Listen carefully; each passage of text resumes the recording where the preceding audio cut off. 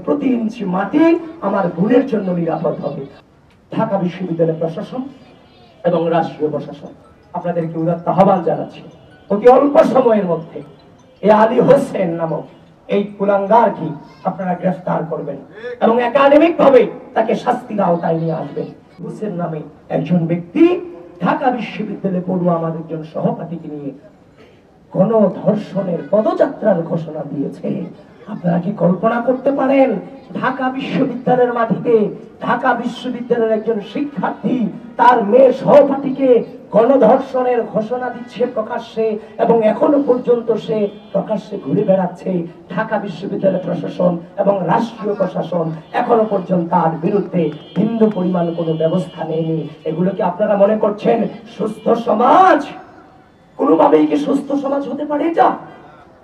প্রিয় বন্ধুগণ, ঢাকা বিশ্ববিদ্যালয় প্রশাসন এবং রাষ্ট্রীয় প্রশাসন আপনাদেরকে উদাত্ত আহ্বান জানাচ্ছি, অতি অল্প সময়ের মধ্যে এই আলী হোসেন নামক এই কুলাঙ্গারকে আপনারা গ্রেফতার করবেন এবং একাডেমিক ভাবে তাকে শাস্তির আওতায় নিয়ে আসবেন।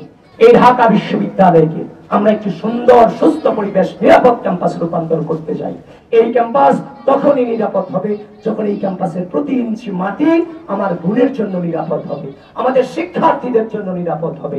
সেটা বাস্তবায়নে বাংলাদেশ জাতীয়তাবাদী ছাত্রদল বদ্ধপরিকর এবং গোটা বাংলাদেশের নারী সমাজকে আহ্বান করছি সেই চট্টগ্রামে মেয়েকে লাঠি দিয়ে ফেলে দেওয়া এবং সেটাকে সেলিব্রেশন করা, মেয়ের ওড়না নিয়ে কটূক্তি করা, সেটাকে সেলিব্রেশন করা, এবং একই ভাবে নারীদেরকে বিভিন্ন ভাবে ঝুম করে করে ছবি তুলে নারীদেরকে অবাধ বিচরণকে বাধাগ্রস্ত করা। ঠিক একই ভাবে গতকালকে আলী হোসেন যেভাবে নারীদেরকে নিয়ে একজন নারীকে নিয়ে যেভাবে কটূক্তি করেছে সেটার যে কোনো ব্যবস্থা না নেওয়া, এগুলো হচ্ছে এই রাষ্ট্রের জন্য অশনি সংকট। গোটা বাংলাদেশের নারী সমাজ এবং ঢাকা বিশ্ববিদ্যালয়ের প্রত্যেকটা বোনকে আমি আহ্বান করছি, দায়িত্বহীন ভাবে আহ্বান জানাচ্ছি, নিঃস্বার্থ ভাবে আপনারা এটার প্রতিবাদ জানান।